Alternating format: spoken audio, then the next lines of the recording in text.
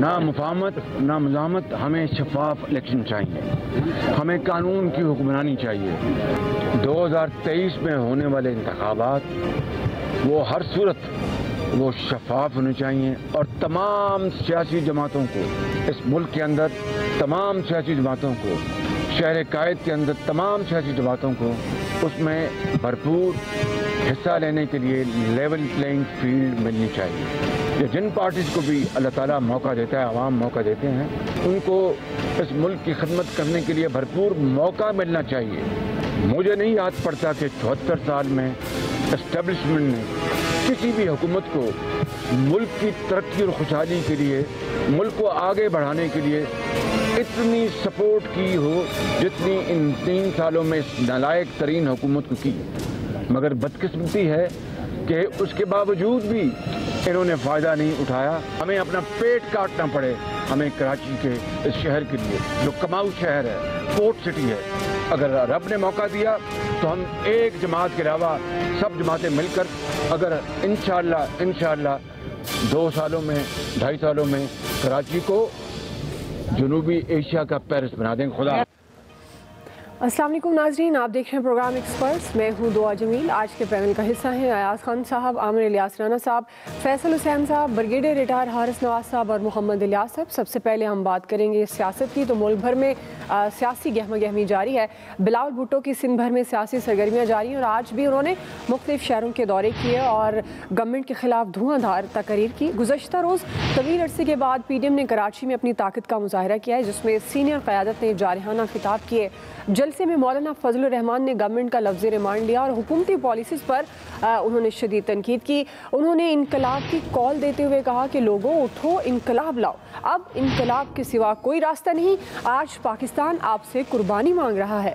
मौलाना फजल रहमान ने यह वाज़ेह किया कि अब मुल्क में जलसे नहीं होंगे, रोड कारवां चलेगा और इस्लामाबाद की तरफ मार्च होगा।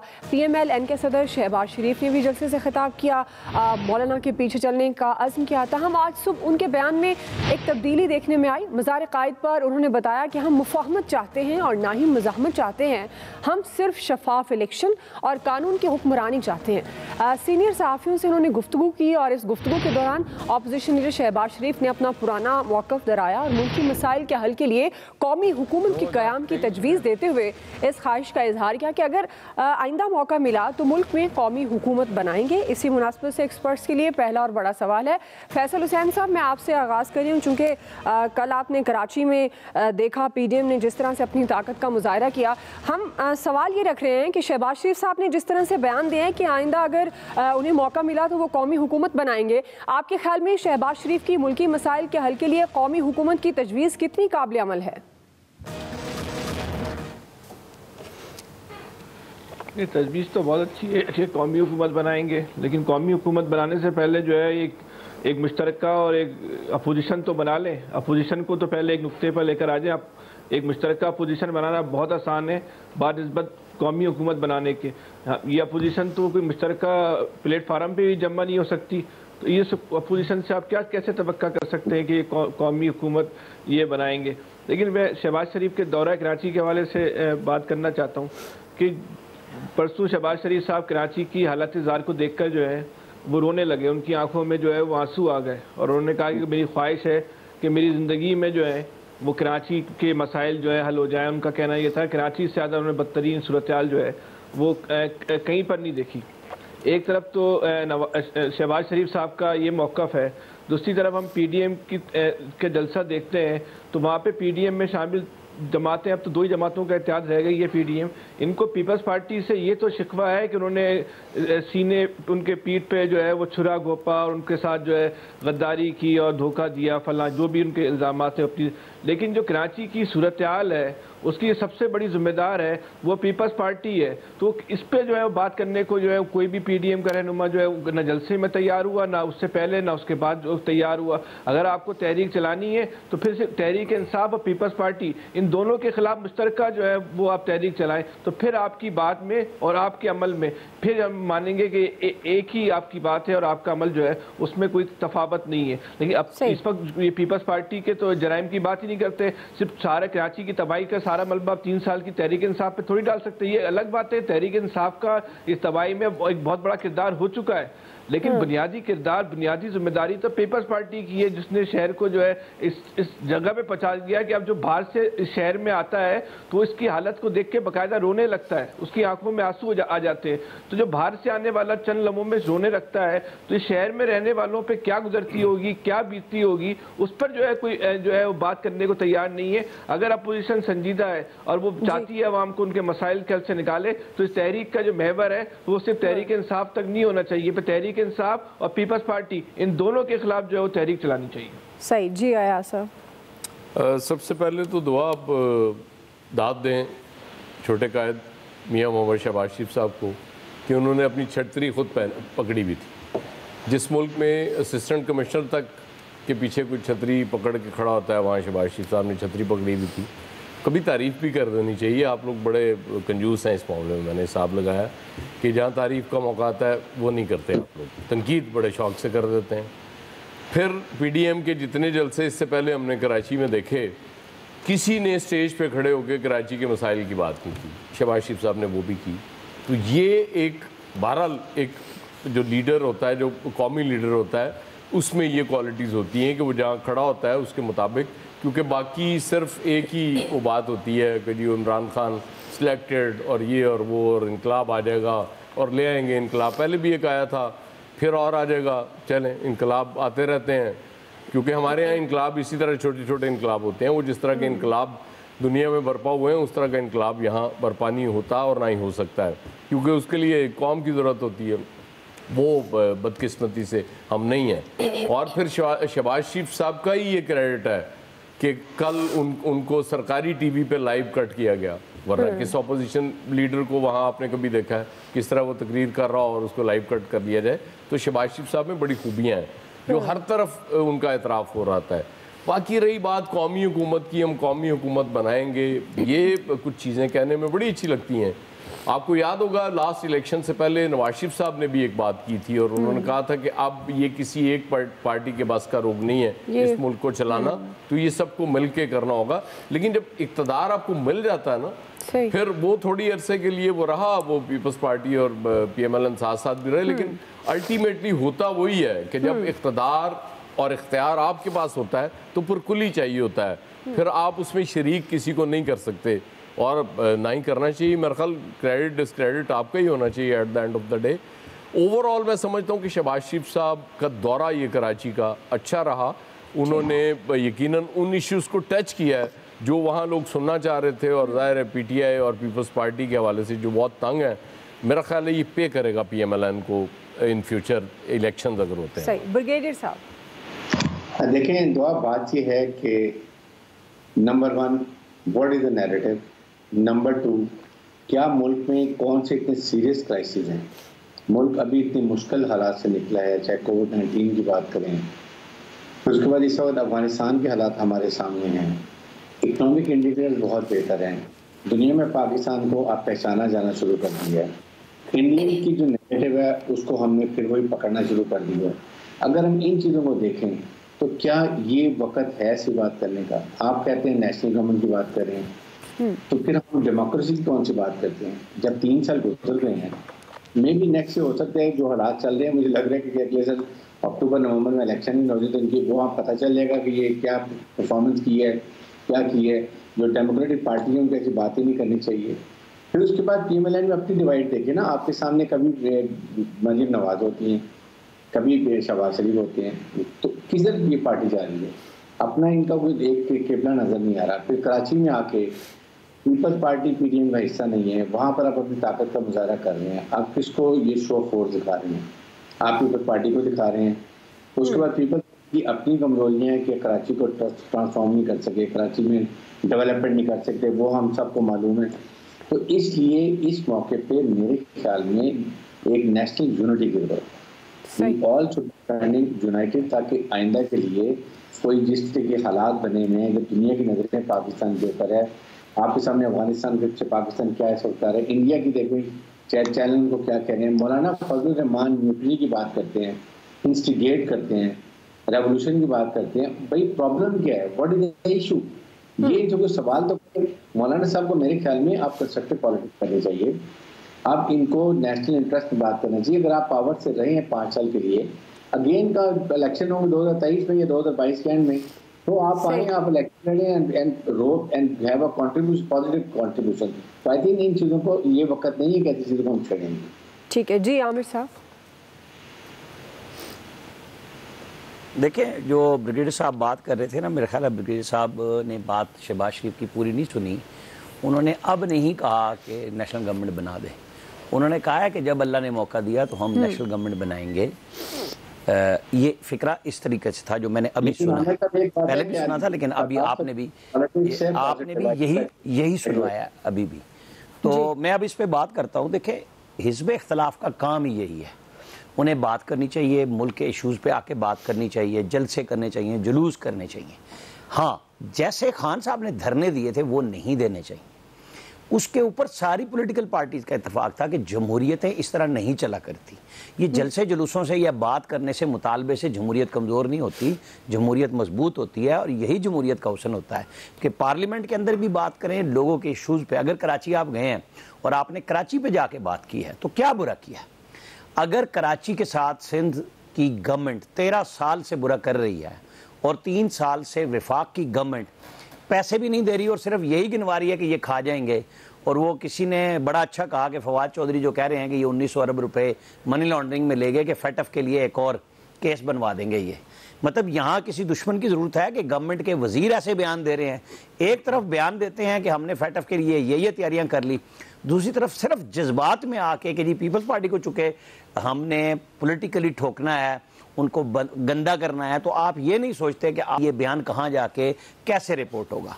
अभी क्रिस्टियन लैम के इंटरव्यू की कहानी तो अभी उठेगी, वो आई है दोबारा बैन के बाद, और हमारे नेशनल सिक्योरिटी एडवाइज़र फंस गए हैं उसके साथ, और वो कब जाके वो निकलेगा कहानी। अभी उसने बहुत सारे इंटरव्यूज़ करने, वो हर दफ़ा इसी तरह की कंट्रोवर्सीज़ के साथ इंटरव्यू करती है। इनको सोच लेना चाहिए कि आगे PMLN और पीपल्स पार्टी नहीं है, PTI के एडवाइज़र हों, स्पेशल असिस्टेंट हों या वज़ीर हों, इन सबको सोचना चाहिए कि पाकिस्तान की बका है। इन दिनों में हमें सिर्फ इंटरव्यूज़ और अपनी अंग्रेज़ी के घुमंड में नहीं जाना चाहिए कि हमें कैसी बात करनी है। अब आप आ जाएं कि PDM और क्या करे, वो यही धमकी लगाएगी, लगानी भी चाहिए कि हम जलसे जुलूस करेंगे, हम इस्लामाबाद जाएंगे, लाखों लोग लेके जाएंगे। प्रेशर तो आए ना। आप ये देखें कि आज वज़ीर आज़म ने कमोडिटीज़ पे बात की है, वो कहते हैं घी 15 रुपए किलो सस्ता हो जाएगा। वो भाई 100 रुपए किलो बढ़ा के 15 रुपए सस्ता करके कमाल वैसे आप करते हैं। ये जो शहबाज गिल साहब भी एक ट्वीट करते होते हैं, गवर्नमेंट ने आवाम पे बोझ कम लादा है, 8 रुपए लीटर पेट्रोल बढ़ना था, हमने 5 बढ़ाया है। यानी कमाल की इनकी नई साइकी ये लोगों को देना चाह रहे हैं कि ना मानो। चीनी 60-70 रुपए से 105-10 पे ले गए और कहते थे हम 70 पे लाएंगे।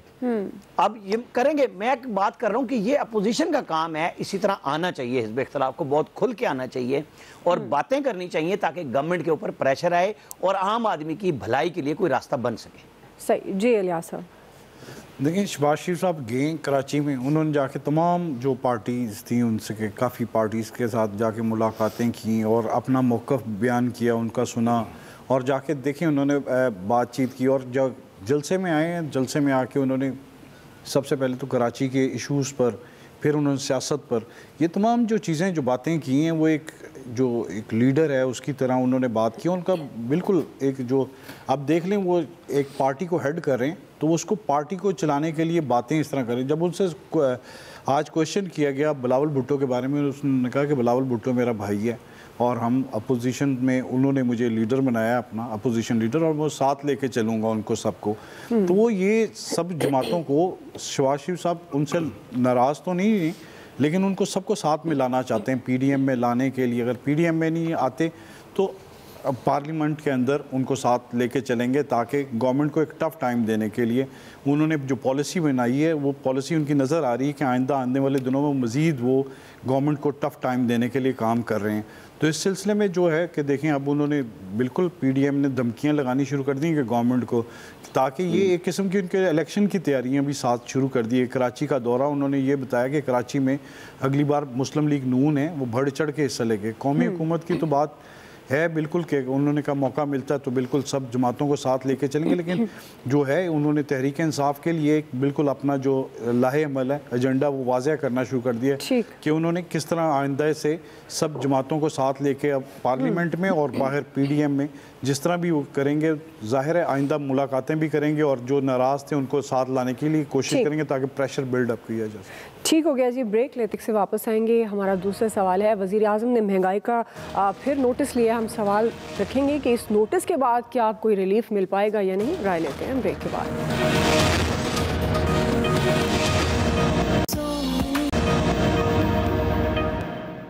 और खान साहब का हुकूमत अवाम को तकलीफ़ पहुंचा रही है और अमीरों को रिलीफ पहुंचा रहा है, लेकिन आम आदमी के लिए हर महीना पेट्रोल में इजाफा होता है, बिजली की बिल में इजाफा होता है, तनख्वाह नहीं दिया जाता है, तनख्वाह में इजाफा नहीं किया जाता तो पेंशन में इजाफा नहीं किया जाता, जगह जगह गरीबों को बेघर किया गया है। इस अवाम दुश्मनी इस सतह पर पाकिस्तान की तारीख में नज़र नहीं आया कि महंगाई तारीखी सतह पे हो, गुर्बत तारीखी सतह पे हो, बेरोज़गारी तारीखी सतह पे हो, तो पाकिस्तान बांग्लादेश और अफ़गानिस्तान से भी आगे हो। और इन सूरत हाल में जब अवाम भूखा है, किसान को अपना फसल की कीमत नहीं मिल रहा, मजदूर को अपना मेहनत का सिला नहीं मिल रहा, नौजवान को रोज़गार नहीं मिल रहा है, तो खान साहब इस्लामाबाद में खड़ा होकर अपना 3 साल का तबाही का जश्न मनाता। नाज़रीन, वज़ारत ख़ज़ाना ने अगस्त की माहाना मुआशी आउटलुक में खदशा ज़ाहिर किया है कि अशिया खुरनोश की आलमी कीमतों में इजाफे से मुल्क में महंगाई मज़ीद बढ़ सकती है। इसी खदशे के पेश नज़र आज प्राइम मिनिस्टर की सदारत में अहम इजलास हुआ है, जिसमें बुनियादी अशिया ज़रूरिया की कीमतों का तकाबली जायज़ा पेश किया गया है। इजलास में आला हुकाम ने महंगाई को कंट्रोल करने की बजाय इंतज़ामी अफसरान की मुअत्तलियाँ गिनवा दी, जिस पर प्राइम मिनिस्टर ने उन्हें वाज़ेह किया कि महज इंतज़ामी अफसरान के खिलाफ कार्रवाई नाकाफ़ी है, इंतज़ामी इक़दाम के नताइज सामने आने चाहिए ताकि आवाम को रिलीफ मिल सके। माजी करीब में अमूमी तौर पर यह देखने में आया कि जब भी प्राइम मिनिस्टर इमरान खान साहब ने महंगाई का नोटिस लिया है, उसके बाद अशिया खुरनोश की कीमतों में मज़ीद इजाफा हुआ है। इसी हवाले से हमारा सवाल है, आमिर साहब मैं आपसे आगाज़ कर रही हूँ क्योंकि आप पहले सवाल में जिक्र भी कर रहे थे। आप प्राइम मिनिस्टर साहब ने महंगाई का फिर नोटिस लिया है, आपके ख्याल में इस नोटिस के बाद ये समझना चाहिए जैसे पहले नोटिस लेते थे तो वो चीज़ें मज़ीद महंगी हो जाती थी, या फिर अच्छी उम्मीद रखे आवाम के कोई रिलीफ मिलेगा? बकौल बाबर अवान नोटिस लिया कख न हिलिया, तो वो 3 साल से कुछ नहीं हो रहा, नोटिस और रेड नोटिस और सब कुछ हो रहे हैं। लेकिन एक दुआ इशू सिंपल सा है कि जब तलब और रसद की कमी हो तो इंतज़ामी इक़दाम कुछ नहीं रखते। अगर इंतज़ामी इक़दाम से मामला सही होते तो दुनिया के सारे माहिरीन मईशत बेरोज़गार हो चुके होते। ये सिर्फ़ और सिर्फ माहिरीन मईशत बैठें देखें और इंतज़ामिया हो तो वो हंगामी सूरत हाल में ये काम कर सकती है। ब्रिगेडियर साहब चूँकि ज़मींदार का भी जिक्र करते हैं कि उनका है, वो बता सकते हैं कि तलब और रसद की वजह से अब हमारी ECC ने कुछ अर्सा पहले अप्रूव किया कि जी हम चीनी भी मंगाएंगे, गंदम भी मंगाएंगे हम, लेकिन अपने किसान को अच्छे पैसे नहीं देंगे। हम ऑस्ट्रेलिया के किसान को देंगे, वहाँ से सारी हम दालें मंगाएंगे, दुनिया भर से हम गंदम खरीदने जाएंगे और अपने किसान को सब्सिडी के नाम पे, चुके IMF से हमने मुआहदा किया हुआ है, आप अच्छी इनपुट के लिए उनको सब्सिडाइज खादे भी नहीं दे सकते और टाइम पे फैसले भी नहीं कर सकते। यानी आपको जो फसल लेनी है उसकी प्राइसेस अगर आप 1 साल पहले तय करें तो किसान को पता होगा कि हाँ मुझे इनपुट के बदले में आउटपुट में ये मिलेगा, वो फिर शायद आड़ती के हाथ में भी ना फंसे, वो अच्छे फैसले कर सकेगा। लेकिन हमारे यहाँ आवे का आवा बिगड़ा हुआ है। ये रोज़ाना की बुनियाद पे प्राइम मिनिस्टर मीटिंग करते हैं, लेकिन ये बात क्यों नहीं समझ आती कि जब तलब इतनी है, आपकी आबादी बढ़ रही है। मैं छोटी सी बात और कर दूँ, अभी आप उस तूफ़ान की तरफ सोच ही नहीं रहे जो हमारे पड़ोस में कहत की सूरत में तालिबान की हुकूमत के बाद अब अगर पैसे बाहर से ना आए, ये वर्ल्ड फूड प्रोग्राम जैसे शोशे चलते रहेंगे, ये जहाज़ों की आनियाँ जानियाँ जैसे हमारे यहाँ होती हैं वैसी वहाँ भी नज़र आएंगी। लेकिन उन्होंने जो कुछ भी खाना पीना है पाकिस्तान से है, चावल हो, गंदम हो, आटा हो, चीनी हो, जो चीज़ जाएगी।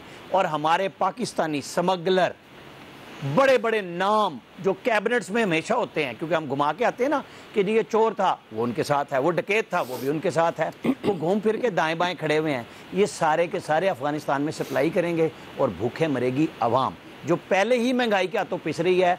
इनको तालिबान की हुकूमत के साथ मुज़ाकरात, दुनिया की मदद के साथ गुफ्तगू में सबसे पहले पाकिस्तानियों की अपनी ज़रूरियात देखनी चाहिए, सवाल उठाना चाहिए। ये जो आप टेलीफोन जिनके आ रहे हैं, जिनका नहीं आ रहा, उनकी तो इंतज़ार है ना, खुश हो रहे हैं, उनसे पूछें यूरोपीय यूनियन ने PIA पे पाबंदी क्यों लगाई है, हमें रेड लिस्ट से बरतानिया बाहर क्यों नहीं निकाल रहा, जब हम उनके लिए भागे जा रहे हैं, दौड़े जा रहे हैं एयरपोर्ट पे, जनाब होटल दे रहे हैं, सब कुछ कर रहे हैं, तो हमें अपने पाकिस्तान के इशूज़ उनसे बात करनी चाहिए। और भाई तुम्हारे बंदे तो हम निकाल रहे हैं, हमें तुम क्या सूली पे लटकाया हुआ है, पूछना चाहिए ना। ये जाहिर है हुकूमत के पॉलिसी ज़्यादा कोई पूछना है।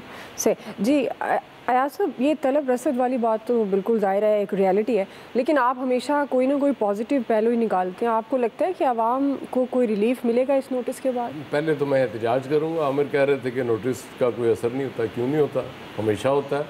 प्राइम मिनिस्टर साहब अल्लाह के फजल से जब भी नोटिस देते हैं प्राइसेस बढ़ जाती हैं। अब पूरा इजलास करना शुरू हो गए हैं, अल्लाह खैर करे, इस कौम के हाल पर रहम करे। अच्छा, लोग एक्सपेक्ट कर रहे थे कि जी वो IMF से वो कोई तकरीबन $2.25 अरब आ रहे हैं और उसके बाद कम और कुछ नहीं होगा तो डॉलर की कीमत ही कम हो जाएगी। अच्छा, डॉलर की कीमत भी बढ़ना शुरू हो गई, कार प्राइसेस बढ़ने जा रही थी। अभी फ़िलहाल तो गवर्नमेंट रोकने में एक दफ़ा तो कामयाब हो गई है, पता नहीं अब किस तरह इन्होंने उनको रोका है, लेकिन वो भी ज़्यादा दूर नहीं है जब प्राइसेस बढ़ रही होंगी। वो जो रिलीफ प्राइम मिनिस्टर साहब ने दिया था, वो जो कहा उस वक्त ये गया था कि प्राइम मिनिस्टर साहब ये चाहते हैं कि मोटरसाइकिल जो ख़रीद सकता है उसका गाड़ी ख़रीद लेनी चाहिए, उसको इतना गाड़ी सस्ती कर दें ताकि वो गाड़ी ख़रीद सके। और वो अब भुगतेंगे लोग, क्योंकि लोगों ने तो सोच लिया होगा ना कि मोटरसाइकिल की जगह गाड़ी ख़रीद लेंगे, वो महंगी हो जाएंगी हर चीज़। बेसिकली बहुत सी चीज़ों में तलब और रसद से हट के नालायकी बहुत बड़ी है इस गवर्नमेंट की। इनकी डायरेक्शन कभी ठीक नहीं होती, इनको समझ नहीं आ रही होती कि चीज़ों को कंट्रोल कैसे करना है। जब चीज़ें हाथ से निकल जाती हैं उसके बाद ये दौड़ना शुरू करते हैं कि यार अब पकड़ ले, वो इतनी दूर रह जाते हैं, उस स्पीड से इतनी आगे चीज़ें निकल चुकी होती हैं कि फिर पकड़ना उसको मुश्किल हो जाता है। हम एक मुद्दत से सुन रहे हैं कि मिडल मैन का रोल ख़त्म करना है, क्योंकि मिडल मैन की वजह से प्राइसेस बहुत ज़्यादा बढ़ जाती हैं, ज़ख़ीरा अंदोज़ी को हमने ख़त्म करना है, बड़े हमने छापे वापे भी सुने, लेकिन जब तक असर नहीं आएगा इस गवर्नमेंट की सबसे बड़ा फेलियर अगर कोई होगा तो वो यही होगा कि महंगाई नहीं कंट्रोल कर सके, बल्कि कई गुना महंगाई बढ़ा दी। आज एक कलीग कह रहे थे, कहते हैं कि वो वक्त दूर नहीं है जब आप सैलरी के साथ कुछ उधार लेके अपना बिजली का बिल दे रहे होंगे और उसके बाद आपको नहीं समझ आएगी कि खाना कहाँ से आएगा और बच्चों की फीस कहाँ से। बिल्कुल जी। ब्रिगेडियर साहब देखें दुआ, ये बिल्कुल आमिर इलियास राणा साहब की साहब की बात ठीक है कि महंगाई वाकई ही बहुत ज़्यादा हो गई है, और इसके अंदर जाहिर है कि सूबों का भी काम है, सूबे क्यों इंडिपेंडेंट है, उनका अपनी रिस्पॉन्सिबिलिटी है, दे हैव टू इंश्योर कि चलें आप फेडरल गवर्नमेंट को जितना मर्जी बुरा कहें, आप अपने आवाम के सूबे के आवाम के तो प्राइस कम करें। प्राइस कंट्रोल कमेटीज़ हैं, फिर डिस्ट्रिक्ट एडमिनिस्ट्रेशन होती है, उनको देखना है। क्योंकि मैं ऑनेस्टली आपको बताऊँ, मैं हैरान इस बात पे होता हूँ, लेट्स से कि मैं एग्रीकल्चर कर रहा हूँ और मैंने एक वेजिटेबल की प्राइस जो 20 रुपए किलो के हिसाब से या 800 रुपये मन के हिसाब से मैंने मार्केट में दी है। आई एम शॉक कि वही क्लिफ्टन में मेरे घर के पास 100-120 रुपए किलो बिक रही है। आई मीन ये somebody has to control it। अब इसमें कोई इंटरनेशनल मार्केट का ताल्लुक नहीं है, इट इज सिर्फ कि आपने वो जो मिडल मैन है और आड़ती है जो सारा घपला करते हैं, और फिर दुकानों में भी एक दुकान के पास 120 रुपए, एक के पास 80 रुपए, तो this has to be control. और ये लोकल एडमिनिस्ट्रेटिव काम है जो कि डूएबल है, लेकिन गवर्नमेंट को, national federal government has to ensure all the इन चीज़ों को करने के लिए। सेकेंड है कि इसके बाद जो हम बात करते हैं वो है कि आपने ये बिल्कुल बात थी कि हमारे साथ राना साहब की कि शुगर प्राइस, उसके बाद वीट प्राइस आप बाहर के किसानों को देते हैं, आप अपने मुल्क में दे रहे हैं 20 रुपये 2000 रुपये मन आप गंदम दे रहे हैं, बाहर से आप 28,000-2800-3000 रुपये लेते हैं, तो 1-200 रुपये और बढ़ा दें ताकि और फिर क्लियर टाइम पे बताएं, काफ़ी पहले ग्रो करने से पहले फॉर्मर को पता हो कि ये मुझे एंड में प्राइस मिलेगी, ताकि उसको भाव ना रहे, सारी चीज़ें क्लियर हों और ये सारी चीज़ें डूएबल हैं। इसमें सेकंड, एग्रीकल्चर को और इम्पोर्टेंस देनी चाहिए। एग्रीकल्चर की अगर आपकी वेजिटेबल, आप दालें, आटा, चीनी ये सस्ती हो जाती हैं, जो आप अगर एग्रीकल्चर की इम्प्लीमेंट ला के चाइना से इसको बेहतर कर लेते हैं तो आप काफ़ी हद तक ये प्रॉब्लम ख़त्म हो जाएगी। गवर्नमेंट ने एग्रीकल्चर पे वो टेंशन नहीं दी जो देनी चाहिए। आई फील कि अगर ये चीज़ों को कर लेंगे तो इनका ग्राफ भी बेहतर हो सकता है, मुल्क में जो जेन्युइन महंगाई है वो भी खत्म होगी और हालात भी बेहतर हो सकते हैं। जी इलियास साहब, देखिए आज जो इजलास हुआ है उसमें वो रूटीन के उसमें जो पंजाब के चीफ मिनिस्टर साहब बताते हैं कि जी मैंने 7 असिस्टेंट कमिश्नर्स को जी किया, सस्पेंड किया और इस तरह उनके शोकाज किए इस तरह। तो ये जो सूरत हाल है इस तरह तो कोई फ़र्क तो कोई नहीं पड़ता, सस्पेंड करते हैं कुछ कीमतें तो नहीं कम होती। असल चीज़ जो है कि डिमांड एंड सप्लाई का देखना चाहिए। इनके डिपार्टमेंट्स हैं, एग्रीकल्चर हैं, फूड सिक्योरिटी वाले, उनको पता होना चाहिए कि हमारी पॉपुलेशन कितनी है, कितनी डिमांड है, हमने कितनी प्रोडक्शन हुई है, साल एग्रीकल्चर की कितनी हुई, शुगर की कितनी हुई, उसके मुताबिक कंजम्पशन के हिसाब से देखना चाहिए। इनको तो पता नहीं चलता। वो ये साहब कह रहे थे बाद में फ़ैसले देर कर देता हूँ हमेशा, तो वो देर जब करते हैं तो उस टाइम ना 1 महीने का गैप आ जाता है, उसमें जो ज़ख़ीरा अंदोज़ हैं उसमें लूट मार सही करते हैं, उस टाइम फिर किसी से कंट्रोल नहीं होता। क्योंकि जब इंपोर्ट करते हैं तो इंपोर्ट करने में 1 महीना 15-20 दिन लग जाते हैं। यकीन करें कि सब्जियां भी बाहर से इंपोर्ट करते हैं, थाईलैंड से इंपोर्ट करते हैं। बाहर से जब इंपोर्ट करते हैं, इंडिया से इंपोर्ट करते थे पहले, तो ये दालें इंपोर्ट बाहर से की जाती हैं। तो इस तरह जो चीज़ें बाहर से इंपोर्ट की जाती हैं, चीनी भी, गंदम भी, सारी चीज़ें जो इंपोर्ट करते हैं, हमें अपनी प्रोडक्शन बढ़ानी चाहिए। तो डिपार्टमेंट्स किस लिए काम करें? अगर डिपार्टमेंट सही तरह इनको कैलकुलेशन नहीं कर सकते, नहीं बता सकते कि कितना हमें डिमांड कितनी है, सप्लाई कितनी करनी है और कंजम्पशन कितनी है, तो वो नहीं कर सकते तो नाहिली है, गुड गवर्नेंस कहाँ है? तो डिपार्टमेंट्स को ठीक करना पड़ेगा, इनका किबला दुरुस्त करना पड़ेगा इस तरह, वरना तो गवर्नमेंट हर साल लेकिन इसी तरह आप वज़ीर आला पंजाब की बात करें, ये ना भूलें वो काम कर रहे हैं, हमें पता नहीं, वो तो काम कर रहे हैं, वही जो नजर नहीं आता। अभी आप बहुत करते हैं, आप वही कह रहे थे कुएं में बंदा गिर गया तो आवाज़ बाद में सुनाई नहीं देती, काम तो हो रहा है। सही है, फैसल तो किसी को नहीं आता। ठीक है फैसल साहब, देखिए हमारी नाइली भी है, निज़ाम की नाकामी भी है और करप्शन भी है। इन तमाम चीज़ों को जो है वो हम आलमी गिरानी के नाम पर छुपाने की कोशिश करते हैं। बचपन से सुनते हुए आ रहे हैं अपने हुक्मरानों से कि महंगाई जो है वो एक आलमगीर इशू है, पूरी दुनिया का इशू है। अच्छा, जो बाहर से आता है वो हमें एक अलग कहानी सुनाता है, पता नहीं वो सच बोल रहा होता है, झूठ बोल रहा होता है कि 20 साल से हमारा रोटी की एक ही कीमत है, कोल्ड ड्रिंक की एक ही कीमत है, सब्जी की वो सब्जी की जो है वो एक ही कीमत है। वो एक अपनी जो है कहानी सुना रहा होता है। लेकिन एयाज साहब ये कह रहे हैं ना कि वो वक्त आएगा कि लोग बिजली का बिल देने के लिए कर्जे देंगे, वो वक्त आ गया है। 15,000 रुपए आदमी की तनख्वाह है, 20-20 हज़ार रुपए जो है वो उस पर बिजली के बिल आ रहे हैं, उसके ऊपर लोग बिजली का बिल अदा करने के लिए वाकई अब जो है कर्जे ले रहे हैं। और जिस तरह वो मुल्क जो है ना कर्जों के हर महीने और हर साल कर्जों के बोझ तले दबता चला जा रहा है, इस तरह आम आदमी भी जो है वो बोझ तले दबते ही चला जा रहा है, दबते ही चला जा रहा है। इतनी बिजली जो है वो आप सबसे बड़ा आपकी आमदनी का सबसे बड़ा हिस्सा जो है बिजली खा जाती है, बिजली के बिल जो है वो खा जाते हैं। फिर दूसरा एक अलमिया ये है कि लोगों की जो है आमदनी उसमें जो है वो कई साल हो जाते हैं, इजाफा नहीं होता। लेकिन महंगाई जो है वो रोजाना की बुनियाद पे, महीनों की बुनियाद पे जो है वो बढ़ती चली जा रही है। ये महंगाई और आमदनी का फर्क जो है ये भी जो है वो बहुत तेजी के साथ जो है वो बढ़ रहा है।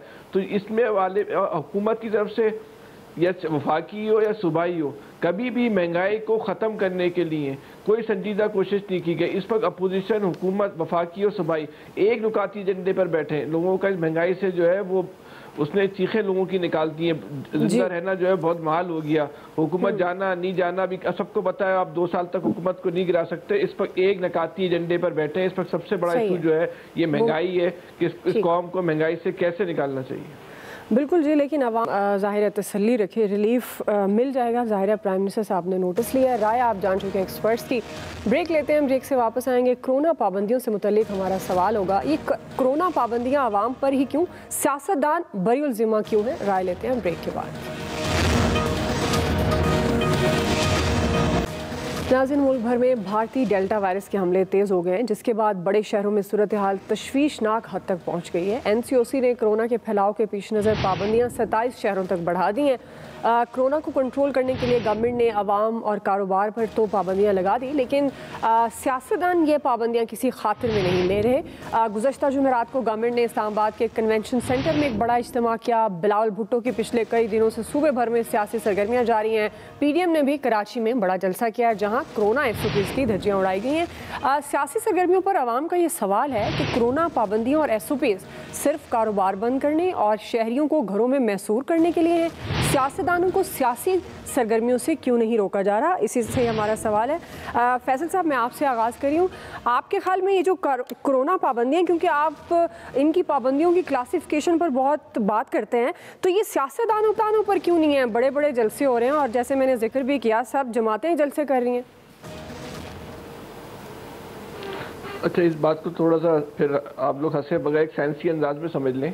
ये जो बोल रहे हैं ना, फलाने शहर में ज़्यादा हो गई, फलाने शहर में कम हुई, ज़्यादा कम होने का ताल्लुक उससे कोई कोरोना के और इंडियन वेरिएंट के हमले से नहीं है। जहाँ टेस्ट ज़्यादा हो रहे हैं वहाँ ज़्यादा हो रही है, जहाँ टेस्ट नहीं हो रहे वहाँ नहीं कम हो रही है। इसमें कोई बहुत बड़ी जो है ना रॉकेट साइंस नहीं है। इसका कोरोना का कोई जोग्राफिया नहीं होता, उसकी जोग्राफिया दूध का पाबंद नहीं होता कि फलाने इलाके में जाएगा, फलाने इलाके में नहीं जाएगा।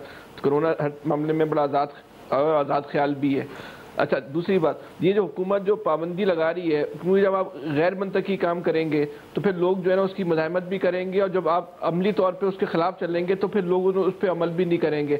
आप जो है स्कूल बच्चों को आप पढ़ने नहीं दे रहे, आप लोगों को जो है वो कारोबार नहीं करने दे रहे, और ख़ुद जो है आप वो सारे जो है वो सियासी इज्तिमात कर रहे हैं। और मरकज़ी कायदीन, एक तो होता है निचली सतह पर पार्टी की लीडरशिप कर रही हो, मरकज़ी कायदीन कर रहे हैं और सियासी इज्तिमात में, अवामी इज्तिमात में लोगों से कह रहे हैं कि आप जो है कोरोना SOP का ख्याल करें। खुद नहीं की भी, जैसे हम मीडिया वाले ना खुद SOP का ख्याल नहीं करते, लोगों को कहते हैं। इसी तरह ये हमें और सियासी जमातों के रहनुमा में भी फर्क खत्म हो रहा है। चलें आमिर साहब।